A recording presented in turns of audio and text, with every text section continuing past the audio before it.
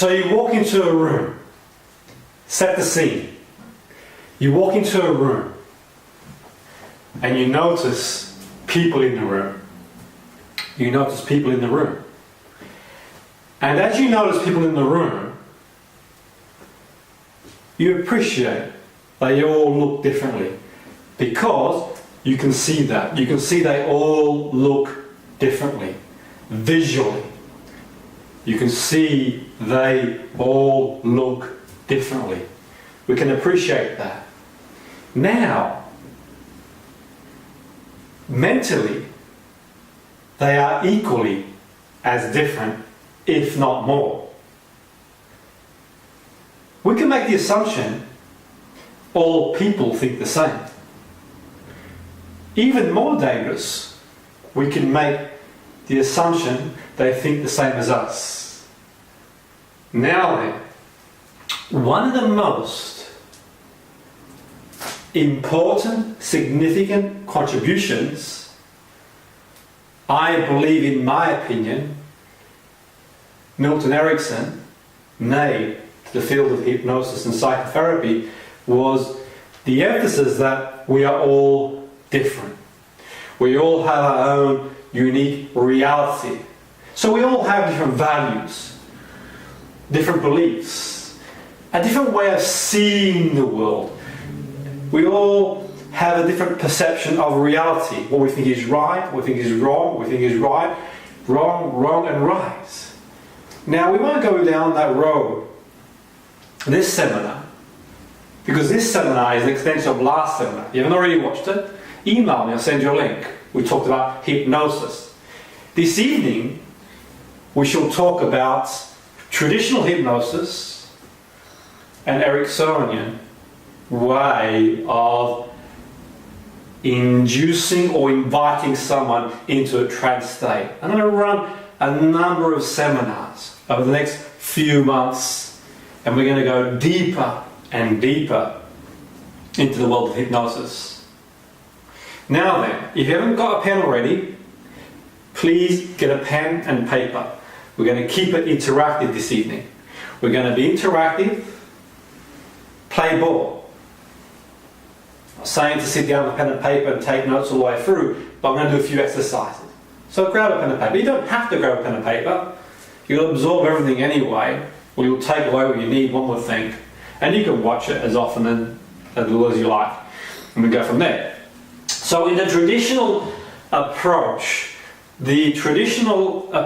to hypnosis, the usual beginning to induce or invite someone to trance is,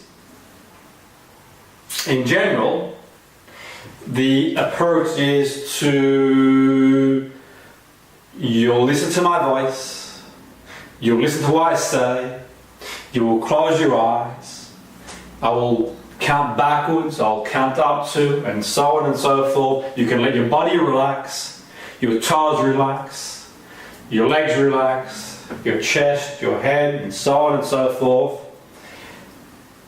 And as you relax, imagine being in the beach, imagine lying in a garden, imagine a garden.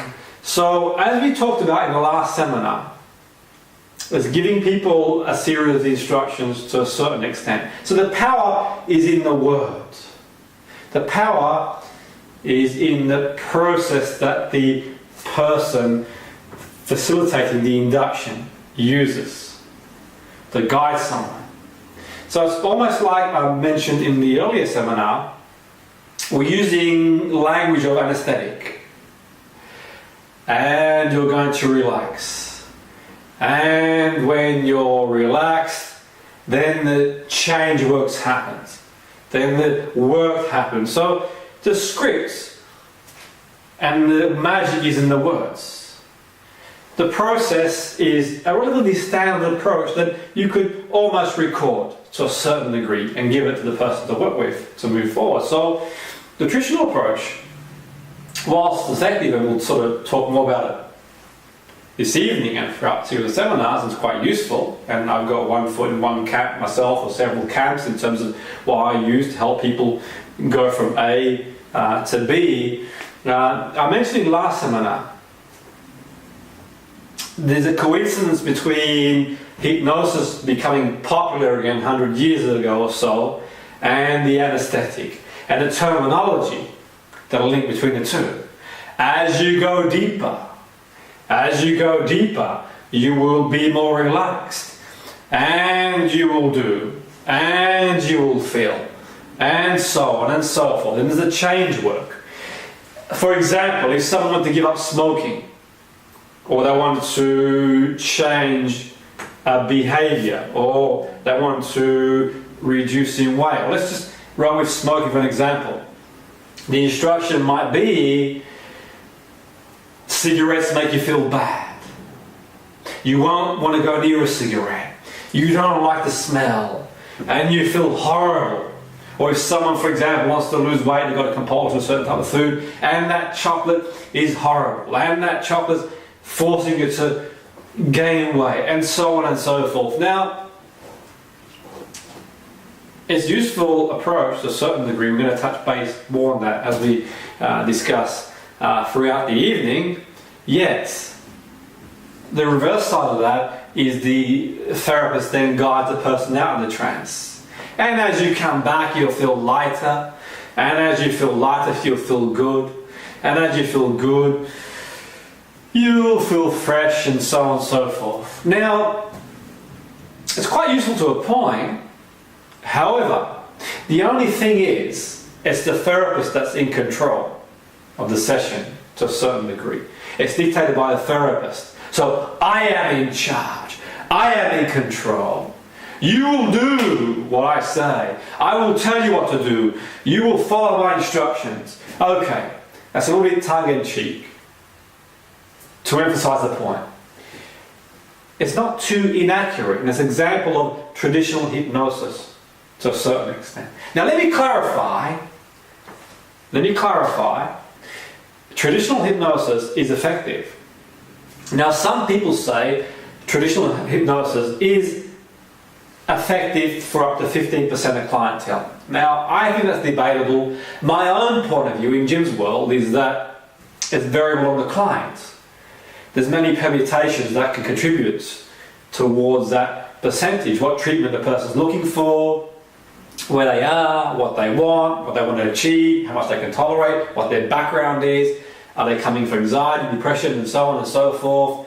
Now I think that that could be 15, 20, whatever percentage it is. Yeah, that's something that we can all agree that that form of hypnosis, and as excellent as it is, and I have one foot in the traditional camp, I've used it for many, many years. I also have a foot in the Ericksonian way, if you want to call it that, way of using trance as well. So I've had the luxury or the benefit and privilege to have studied both, and I've had some great mentors, some of the best mentors and teachers in the world, and I've learnt a lot, and I've sort of developed my own protocols and encourage you as a therapist to take what you will away from all of this stuff. And I'm not doing these seminars to treat anybody, because it's all based on case formulation, it's purely education, and I encourage people to, if they're going to learn anything, just use it as an extension to what you do already anyway. Now, what we're saying by that is that if you're personal trainer, you might use it to motivate your clients to exercise. If you're a therapist, you might use an extension to what you're qualified to do. So no one's saying anyone to watch and use things outside the remit of your profession. Yeah, you just take what you will and take what you will responsibly, and so on and so forth. But certainly, I'm not advocating anyone use any of this for anything other than just purely education or entertainment. If you choose to look at it that way, it's entirely up to you. So, traditional thing is useful. Now, some people say that the traditional way of doing hypnosis is effective for people who like to be told what to do, who like instructions. So, people in the military, the police, and so on and so forth. I think there's a bit of a generalisation, because I've worked with people across a broad range of areas in the military, and people who've been in the police force, or are in the police force. I've worked with many people across a broad range of areas, and they don't all respond this way. I think it's context dependent. Equally, I've worked with people who are quite not used to instructions, and they work well with instructions. I think that's a bit of a generalisation, yet you sort of get the gist of how one thing might work well with one and one not the other. I think where there's resistance, you might want to use a more pragmatic approach in the sense where you bypass that resistance. And we're going to sort of touch on that. So whatever you want to say, whether the traditional way of hypnosis is effective for 15% of people, 50, 60, 90, 10, whatever, we know one thing's for sure, it's going to be more effective for some people and not others. So what do we do with the others? What do we do with the others? If it's not working, well, we do something different. Because what's the definition of insanity? Do something over and over again, expect a different result. So let's do something different. And I mentioned in the first seminar, the young lad I was working with who came to work with me with his mum, and he was resistant and he probably had the stigma around hypnosis, and the first thing I did to create a state of absorption is I got him to write on a flip chart his favourite football team, and it helped that I'd worked the football team that he was a supporter of, and I helped them change their fortunes around a good few years ago, and that helped, of course. So you need to use different angles to get rapport, that's for sure. Yet all that said and done, I felt, well, he's coming in and we're going to work on something specific. Yet in saying that, he's probably had a little bit of hypnosis, he might have done a little bit of research, he looks resistant, or at least appears to be resistant. Let's find a different way in. And I'll sort of touch on it as we go along, and we'll go from there. Yeah, it's important to be able to have the ability to use variable approaches. If one thing's not working, you do something different. So one of the things I do, and I'll talk about in future seminars, is we can create a state of absorption by facilitating an experience that the person likes to do. Now, write something down that you're passionate about. Write something down that you love to do. Write something down that you really, really enjoy doing. If you can't think of something you enjoy doing, then something you like to do. Now, something that you enjoy doing, and think about it. And as you focus on what you enjoy doing, remember a time that you did what you enjoyed to do. So it could have been going for a walk, going for a bike ride, it could have been reading a book, watching a film, but go back to something that you did and you really enjoyed doing. And that's one of the ways in. Not everyone's going to respond well to direct instructions, so we need to look at alternatives. And for me, looking at alternatives in the way, or for the percentage of people who don't respond well to getting the instructions, we can explore what they like to do. And I talked about in the last seminar, I can see you the link to the last seminar, I'll put the link back up again, about hypnosis, a little bit more depth. In the future seminar, I'm going to go into more detail about how we can use what people like and their inner resources, their passion, to guide them from that state of absorption towards where they want to be, into their own well-formed outcome. Now, one of the greatest things, certainly in my opinion, that Erickson contributed to the field of hypnosis and psychotherapy, and is mentioned earlier that we're all different. But we're going to assume people think the same, and we're going to assume that people think the same as us. As a therapist, you've got to understand a person's reality. Now, if 100 people have all got depression, for example, no two people of that 100 are going to have the same experience. They'll all have a different experience. Remember words and labels. Now, remember that language, as we know, as we express ourselves linguistically, is relatively new. So underneath all that, we've got a different structure of communication that we use and association, and we can sort of dig a little bit deeper to find out the big picture, so to speak, for the people that we're working with going forward. So we've all got different perception of reality, we've all got different beliefs, and think about your life in general. Think about the people who've affected your reality, the people who've contributed to your values, what's important to you, how you see the world, what you believe the world to be. And it's a permutation of a number of things, and it's the perfect storm, so to speak. Yet all that said and done, one of the ways going forward is to be able to connect with the client on their reality. So connect with their experience and guide them to where they want to go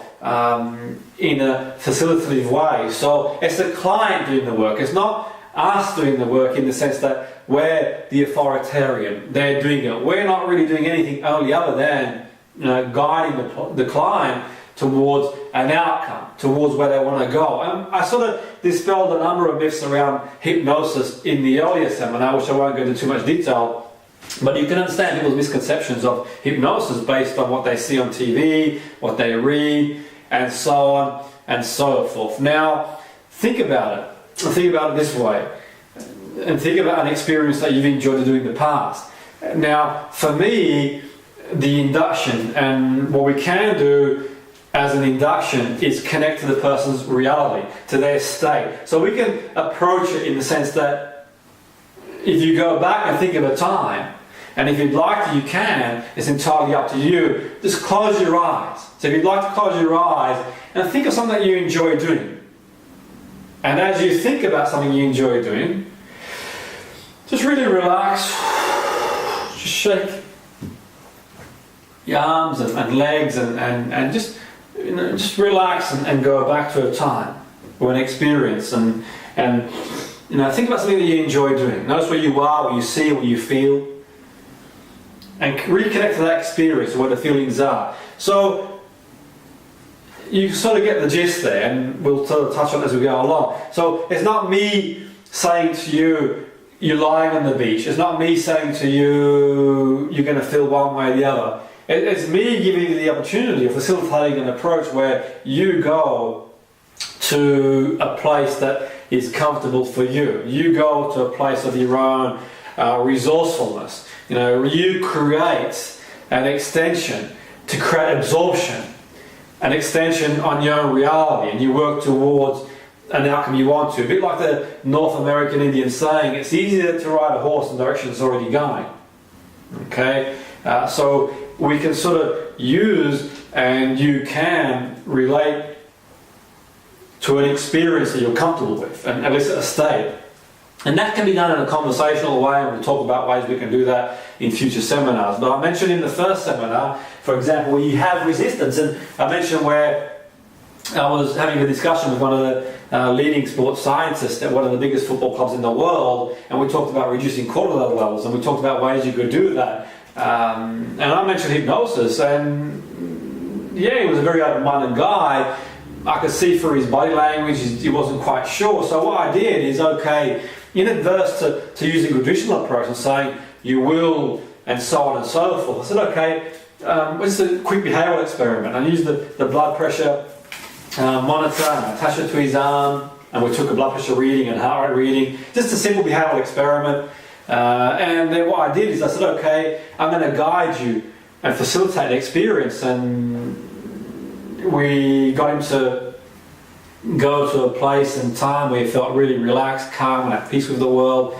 And then we did, and we took the blood pressure and the heart rate, and we'd seen a reduction by about 10-15% in that. And that was a sort of buy-in to using it as a way. We didn't get the cortisol measurements at that point, yet for me, if you can reduce the heart rate, in my opinion, and my background in physiology tells me that, yes, for sure, there's a good chance you could reduce that. I'm not medically qualified, but I've also studied sports performance conditioning and physiology, as well as the field that I study in hypnosis and psychology and so on and so forth. So for me, it's one way of using it as a way to show the person physiological changes and tangible. Because how do you measure psychological change? How do you measure psychological improvements? How do you measure someone from feeling down to feeling good? Is it fact, is it opinion? If I say to you, walking down the street is far, what's your answer? Well, one person might say it is, one person might not say, well, it's an opinion. We measure it with a tape measure, we've got a more, and it comes back as being a mile, for example. Now, we've got a more accurate fact there than what it is if someone sort of quantifies it, whether it's far or not. So that's one way of using physiological changes that are factual. And I use the same scenario when I was working, consulting, did some work running a course at the Air Force.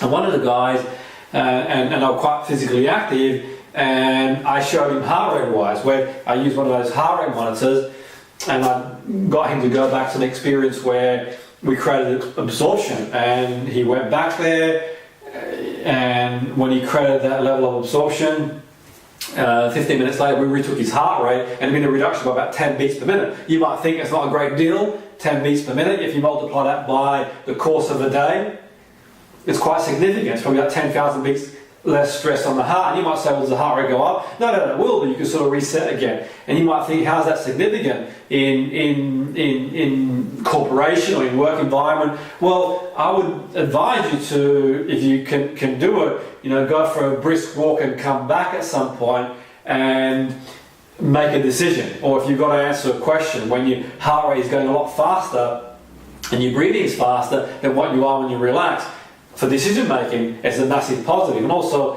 physical benefit is quite useful too. That's why I encourage mindfulness and hypnosis in the workplace for stress reduction, because the more relaxed you are, the better decisions you can make. That's a given. And we know from the world we live in, it's chronically agitated. To fight, flight, freeze, we're under a lot of pressure. And the pressures we're under will react the same way we used to or would do in primal days when we had dinosaurs roaming the earth. We don't have dinosaurs anymore. We've got pressure of society, and we react very similar to what we used to do. That's another story for another day, but I'm just sort of explaining. Now I want to do an exercise with you. If you kind of like to participate in exercise, I'll guide you through an exercise as an example of how we can induce a state of absorption. And beyond that state of absorption, we can start doing some change work if we choose to do so. We're not doing any of that this evening. I'm just going to guide you through a state of absorption. So let's play ball, find a comfortable position, if you wish, if you'd like to. You don't have to if you don't want to, it's totally up to you, yet to get the benefit of the exercise, to show you a different approach to inviting someone into, if you want to call it a trance state, absorption state. Your call really, it's entirely up to you. Perhaps you'd like to close your eyes and make yourself comfortable. So perhaps you'd like to close your eyes and make yourself comfortable. And as you close your eyes and make yourself comfortable, just let everything go. And let any negative thought disintegrate into the atmosphere. You can pick up all your thoughts as and when you wish. For now, you can let yourself go. And as you let yourself go, knowing you're in complete control, closing your eyes, perhaps you'd like to close your eyes, and let your mind wander, and let your mind imagine, and remember and focus on a pleasant experience. So you can focus and remember a pleasant experience. Now, can't think of a pleasant experience, have to force it. Just let something come to mind, or use your imagination of what a pleasant and peaceful experience might be like. And as you think of a peaceful and pleasant experience, notice what you see, the colours, the sounds, the feelings. You become aware of your breathing. You notice your heartbeat. You notice any sensations. You might become aware of your breathing slowing down. You might become aware of your heartbeat slowing down. You might become aware of any physical sensations. And as you notice any physical sensations in your breathing and your heartbeat, do you notice any changes? Become aware of your blinking. Is it slower? Do you notice any changing in your breathing? Is it slower? Do you notice any changes in your facial muscles? Are they more relaxed? Do you notice any changes in your body temperature or stillness in the body? Breathing.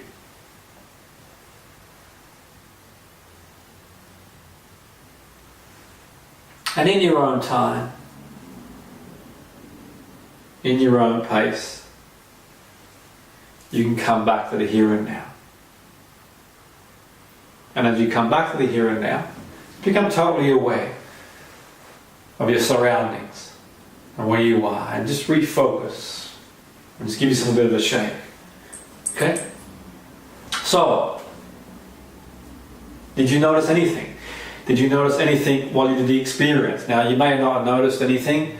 You may have noticed something. And if you didn't notice anything, you might want to rewind the video when I make it available on YouTube and we get it out there. You might want to notice, did you notice anything with, for example, your heart rate? Did you notice anything with your breathing? Did you notice anything with your eyelids, your eye movements slowing down, or maybe your facial muscles? Did you become aware of what I was saying? Were you aware of some of the things I said when I did the experience? It doesn't matter, and you sort of will take in what you will, yet for me it's about being absorbed in the experience. And did you notice anything specific, any sensations in your body? Did you notice anything about your facial muscles? Did you notice anything about your body temperature? What did you pay attention to when you did the experience? Was it something that you became really focused on? So for me, one of the ways we can facilitate and invite someone into an absorbed state, a trance state, and one of the things we can validate the experience with clients is physiological changes. I mentioned that physiological changes when I facilitated the experience with the person who's a sports scientist, one of the biggest football clubs, the Air Force guy, and so on and so forth. Now, for me, it's one way to open up an opportunity to identify a way of quantifying and a way of validating the experience. The client knows there are changes, and when you sometimes speak to people, they've got this perception we talked about in the first time about hypnosis and how it works, and a lot of it's probably based on stage and what they see on TV and what they've heard. And rightly so, they've got their trepidations about that. Yet for me, what I think is quite useful is, it's not about dispelling any myths or anything like that. It's about purely getting them to become more aware, getting them to become and to start an experience, to know what the experience is, and by doing that, you can validate that things are happening, changes are happening, and with those changes and with that state of mind, we've got a better opportunity to guide the person towards the way they want to go, because by guiding them against an absorbed state. Now think about it. Have you ever done a dissertation?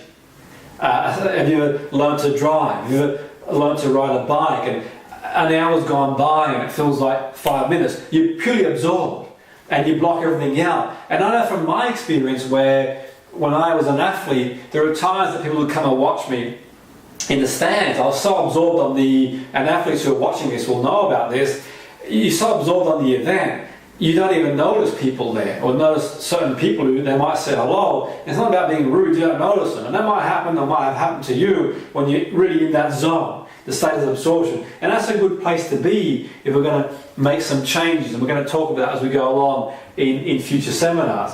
Now, for me, it's a great opportunity to invite the person into the absorbed state, and they're in control, they're relaxed, they go to a place they want to go, they feel safe, they feel secure. So instead of using the traditional approach, we can use and blend a bit of both. If we choose to, we've got the flexibility to guide and navigate and use a more flexible approach, using the approach that the client feels they're in control, or a lot more in control, and they are in control, because no one can make you do anything that you don't want to do anyway, and it sort of dispels any myths about stage. So you can get the balance between both. Yeah, you could use a more authoritarian or more direct approach if you choose to. That's entirely up to you. A traditional approach to inducing trance, inviting some trance. You can also use and facilitate an experience by creating absorption, by using the person's resources, utilization for them to go into a state of mind, or to access resources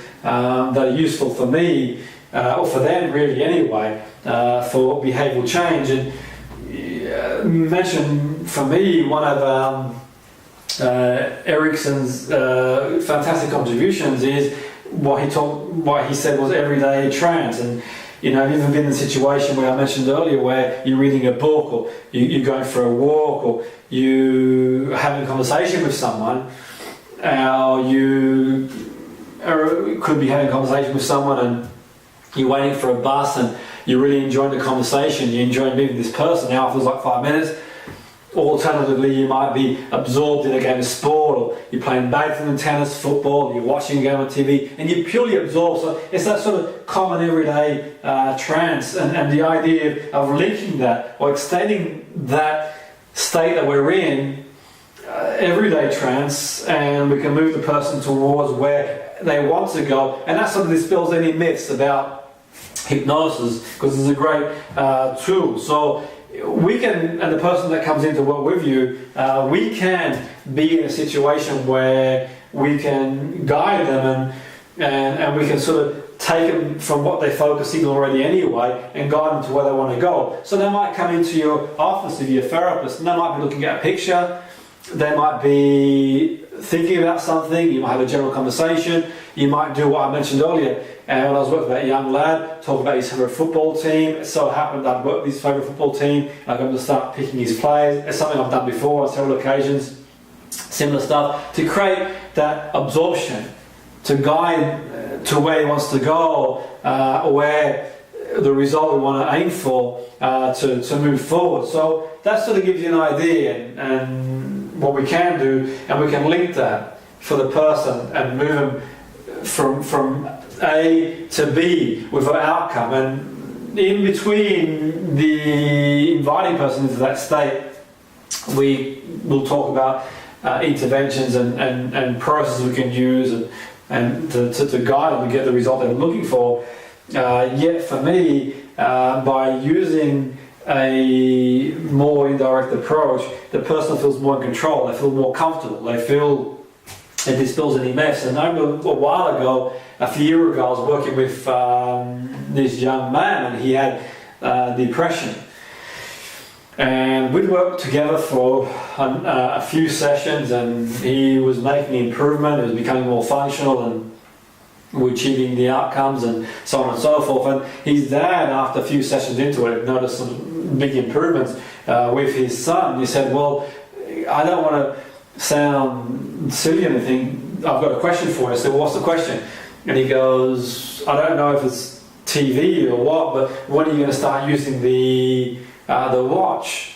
My son's improving, and are you doing hypnosis? And that's the sort of stigma that people have got around hypnosis, and I didn't really say too much to that really, and I just gave him a book to read on the approach of using what we've been doing. But the most important thing, his son got better in a short space of time, which is key, but obviously each case is based on formulation. So for me, we can really use these, and while we're doing it, inviting the person in trance, we can highlight some of these physiological changes.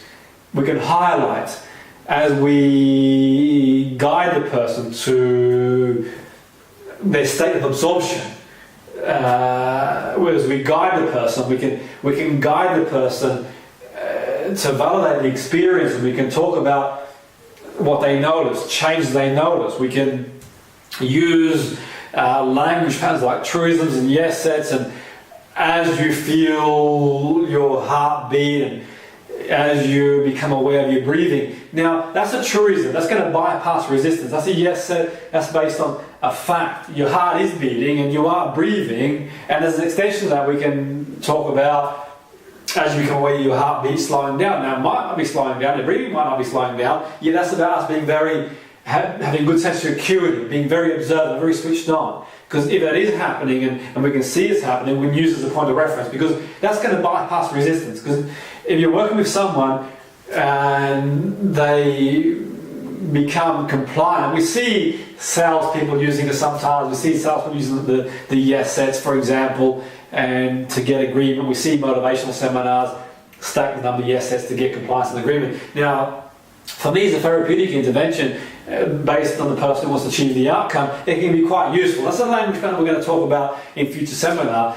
We link it to a truism, for example, the physiological change, with good validation, it's going to peel away resistance. Because the thing is, like I mentioned earlier, if I'm at the biggest club in the world, or the available biggest club in the world, and the sport scientists said to me, what are some things that we can use to reduce cortisol? Well, I don't have all the answers, all the things in the world. Yeah, one thing I know that will reduce heart rate and potentially have an effect on blood pressure is definitely creating a state of absorption.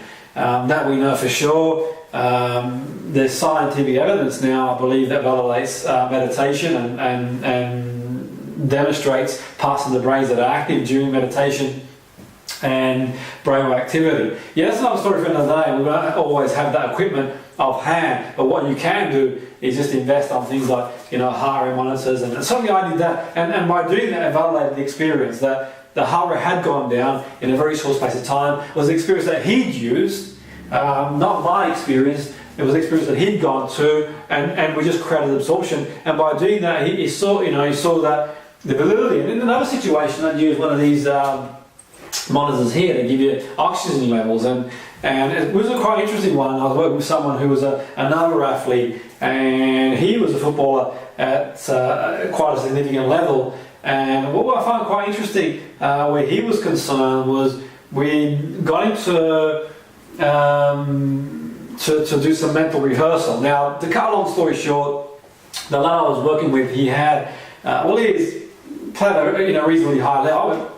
I've been quite fortunate to work with players of all levels. Now, I'll briefly mention these lads. He was working at a level where his goal was to get a professional contract. It was the final year of his apprenticeship scheme, and he had a condition with Osgood's ladders. I'm not going to go into too much detail. I'm not medically qualified to comment on that, but it meant he couldn't train as much as he wanted to. Now, what I found interesting was that we talked about visualization and mental rehearsal. So I guided him through a lot of mental rehearsal, technically, positive hallucination, technical parts of the game, football, kicking a ball, heading a ball, and so on and so forth. Also visualizing the game, and ironically, and he did whatever exercise he could with the physio to keep his physical attributes at the level he needed to when they make decisions. Now, he's under a lot of pressure because it's the final year of his apprenticeship, and they've got to make a decision whether they give him a professional contract. If he gets released, it's obviously going to be a lot harder to get back in the game. Not impossible, a lot harder. So we used a lot of visualization, and he did get a contract in the end. And as far as I'm aware, he's still playing professional football now. Really, really good young man. Great guy. And one thing we did, we used a lot of visualization and rehearsal just so he could improve his technique. Interestingly enough, he said to me that he felt his technique had improved even more by doing mental rehearsal. But that wasn't any surprise to me, because I know there's evidence out that suggests that people who practice mentally actually improve more than just physically. And also, the Olympics just gone by. Know that you'll hear many Olympic athletes talk about how they do loads of mental rehearsal. Another story for another day, I actually touched one of these. It was quite interesting when we got to rehearse a game. It was quite fascinating, as well as the heart rate fluctuating during the game, not as much as it would do obviously during a game, but there were fluctuations in heart rate. We talked about sprinting towards the ball and shooting and so on and so forth. And what was really fascinating for me was the actual oxygen levels actually went down. And that was quite fascinating, because that's likely to happen when the body's under high degrees of physiological stress, because the blood has got to be shunted to various muscle groups. So I found it really fascinating. It went down from about 99 to about 94, 95. Now, that's not a great deal, but it's significant in that aspect. And that was a massive eye-opener for me. And I jotted that down, and I talked to him about it, and that really, validated the whole experience. But I guess for him, the most important thing is he got a contract. And that was the goal for him his goal was to get the contract. My goal was to help him as much as I possibly could to keep his technique, or improve his technique, but also work on his confidence and work on other aspects of the game that we could use using visualization, imagery, hypnosis, and so on and so forth. So the key is really, and for anyone coming in, and the person coming in to work with you, if you're a therapist, they might be looking out the window like that, they might be daydreaming, they might be absorbed in any experience, and Just like you get absorbed when you go for a drive, and sometimes you go for a drive, or let's say you drive to work and you've driven to that same venue over and over again, it's an unconscious experience where you kind of don't even remember how you got from where you were to where you are, but you get there. If you go somewhere new, you've got to think about it more consciously. Just like when you first learn to drive, from first gear, second gear, stall, then it becomes unconscious competence. So really, you watch a film you really enjoy, think of a film that you really enjoyed, and think of when you watched it for the first time. And then if you watch it again, if you're like me, you watch the film again, there are things that you missed the first time, and you see it again, and you think, I wasn't aware of that. So really, it's a way of tailoring an experience to the person that you're working with, an extension of their own reality. It's their own absorbed state. So we can invite them to a state of absorption where the work we're going to do thereafter is got the capacity to help them a great deal more, because if they're coming in to work with you and they're consciously aware of everything that's going on around them and all the things that are going on, and the thing is, you've got to think about, if someone really wanted to change, why would they come and see you? If someone wanted to change and there was something about their behaviour or habit or whatever, why would they need to see you? If they knew how to change, they would have done it already anyway. So the unconscious mind is doing the best it can with what the resources have got. But internally we have all the resources to do a lot of things that we want to do. Yet all that said and done, it's about digging deep and facilitating experience. And I use the analogy where it's a bit like, for example, if I was teaching someone to kick a ball, if I as I'm teaching them to kick a ball and they stand next to me and I'm telling them what to do, arms out, foot alongside the ball, and they're copying me, they might go away and come back the following week and need me to facilitate that experience again for them. If I say, okay, this is one way of kicking a ball, and follow me. Now you go away and you find 10, 15, 20 other ways of doing what we just did. When they come back, they'll use the most effective way for them, because the brain has a way of working things out. The unconscious mind is quite powerful. And then there's retention, I'll remember that. So you can't drive the car. It's a bit like the analogy I use. So you might want to drive a car, and you might work out how to drive a car on your own. You might not need a driving instructor, yet all that said and done, it's a lot easier if you've got someone who can mentor you and guide you. And I suppose, to a certain degree, it's a bit like seeing a therapist or a coach where, okay, they don't necessarily have to have experienced what you've experienced, yet the most fundamental part of all of it is be able to guide you to where you are, to where you want to be. So the driving instructor doesn't do the work for you. They can only guide you and facilitate experience. And you get in there, and through experience, you learn. And it's just like when you first learned to walk. If you can think back that far, you would have fallen down on several occasions, and you get up and you fall down, you get up, you fall down. At no point do you decide when you learn to walk, I'm going to give up now. When nobody tells you to not try anymore, you sort of carry on, you keep going. So eventually you work it out. So you fall down, you hang onto a ledge, and so on and so forth. So the mind will find the way. What we can do is navigate using inner resources. So that's all we've got for this week. Next week or next seminar, we're going to cover some of the challenges you might come across in hypnosis, and also we're going to go into more detail about using the client's resources to a solution-focused approach, how we can use the client's resources. So that's all we've got for this evening. If you want to email me, it's info@excelnlp.com, info@excelnlp.com, info@excelwith.com, info@excelnlp.com, or just follow us on Facebook. I'm going to make the audio or this video available on YouTube. Do get in touch if you've got any questions about tonight's seminar. Leave any comments, any questions or otherwise. Once again, thank you very much, and look forward to next time.